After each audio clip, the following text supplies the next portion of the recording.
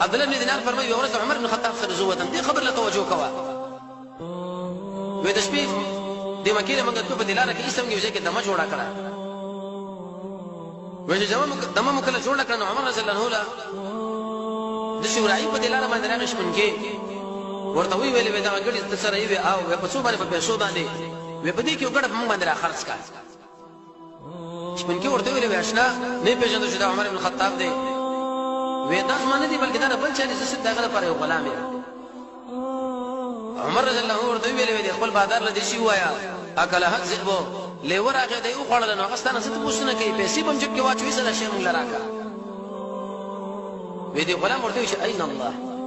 عمر بن خطاب کذا کار زوک ما الله بشر دی وکله چې دا خبر عمر رضی الله عنه اوریدل په بکا عمر رضی الله عنه ډېر دی عزت وشاړل او سبا د دې شپن کې دی مالک لورغه فاشتراه منه واعتقه باق غلام ته واخص د الله درزه لپاره آزاد کړي د شی وای چې الله په ارزه کې